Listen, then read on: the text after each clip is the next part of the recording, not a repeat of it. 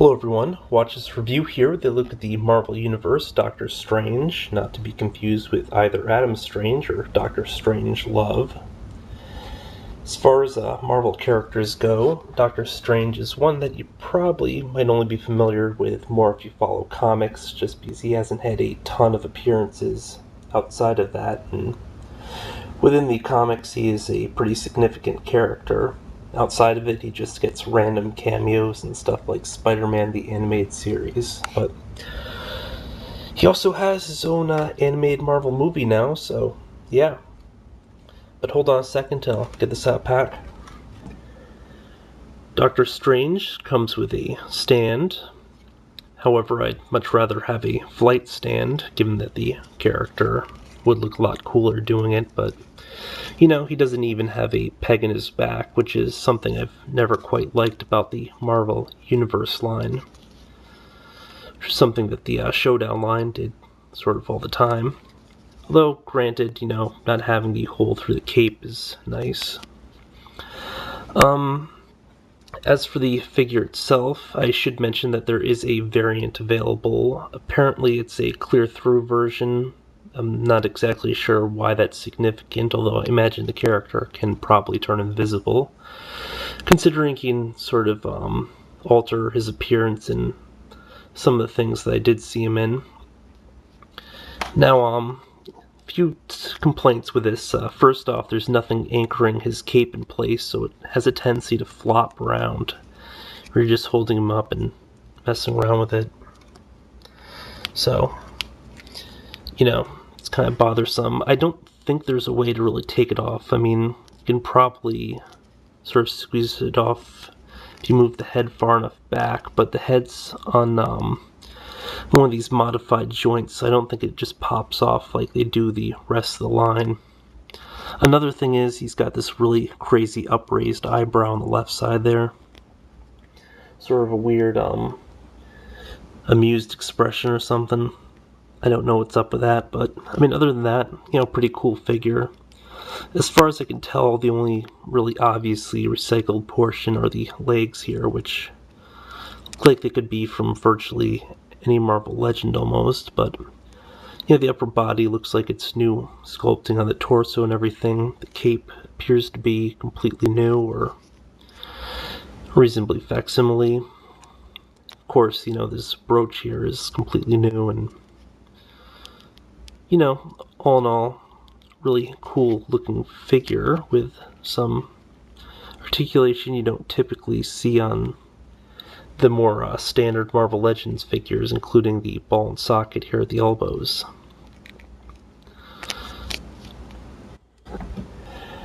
And by now I realize I've accidentally said Marvel Legends at least twice when referring to a Marvel Universe figure, so yeah. Must be a little tired or something. Now, a quick run through of articulation before I forget. At the wrist here, we do have a ball and socket, so we have some forward back, which, you know, works pretty cool because the character needs to have all sorts of different poses for various arcane stuff, or I don't know, maybe he's also flashing gang symbols or pantomiming using a telephone. Call me. The one sort of downside is I'm not sure if they didn't bother painting it in all the way or if it's just like paint scrapes, but if you rotate the joint far enough you can see some blue underneath, which, you know, is kind of lame. In addition to that, we have a single joint here at the elbow. No forearm articulation, which, you know, is a little surprising because it looks like where you have like these different sculpted arms, they could easily toss something like that in, but, you know, whatever. At the shoulder we have a point of rotation, and then the shoulder itself is on a ball joint, so, you know, you get all the full range. Not impeded by the cloak, which can go up quite a bit, usually when you're not even trying to have it go up. Head rotates the usual 360 in addition to having some great upward motion. It feels like the neck itself might be... No, neck itself's not articulate, it's just that it's got this joint that allows it to really, really swing forward. I mean, that's very cool. Now we have a torso joint here.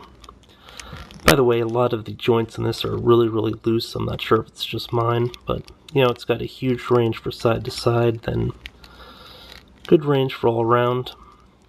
Leg, you know, it's the usual sort of ball joint. So kick out, not too impeded by the tunic, because the tunic is a somewhat soft rubbery plastic and has a cut on the side. In addition to that, they did a cut here for a pivot at the upper thigh. Double joint knee. Then we have another cut here for a, well, rotation. I'm calling it a pivot, but technically it's a rotation up there as well. For the calf. All of a sudden, basic anatomy just flew out my head for some stupid reason. And then we have this really incredible sort of ball and socket down here at the ankle, which has a bit more motion than you typically see on a lot of the Marvel Universe figures, where he can kick all the way out to the side here. I mean, granted, most of us would have to break a few bones to do that, but he's a magic man, so, you know, things work a little bit differently. The forward back isn't as much, though, which, you know, is kind of disappointing, given that when the character flies, his feet should kind of just float in the air, and I can't really seem to get a pose that I like for that, so it kind of sucks.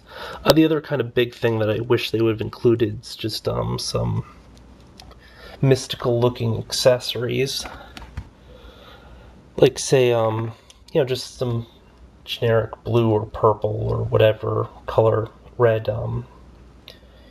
transparent projectiles. But if you're wondering about size, here he is next to the classic armor Iron Man from, I don't know, one of the earlier Marvel Universe figures. I think he was Wave 3 of Series 1. Doctor Strange does look a bit taller.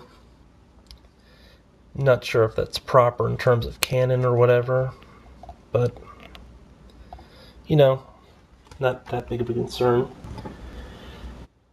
In terms of paint, the character has a lot of color, just not necessarily a lot of variation. I mean, you'll notice like a lot of shadowing and stuff on the tunic, but on the cloak, just not as much. And then there's just no paint work on the legs at all. So, you know, all the same, you know, the colors do look pretty right and everything, and, you know, really cool looking character. I guess kind of essential. I mean, hopefully at some point they'll come out with like some of his rogues, like the super oversized Dormammu, or even Shuma Gorath, who he's had run-ins with the past. And I'm actually surprised we won't be getting a Shuma Gorath in the near future, just given that he's going back into Marvel vs. Capcom 3 again, so obviously the character's popular. I'm just not sure why we have to wait for a figure for him. But this has been a look at the Marvel Universe, Doctor Strange. A pretty decent figure, one I was definitely looking forward to. So, yeah, until next time, folks.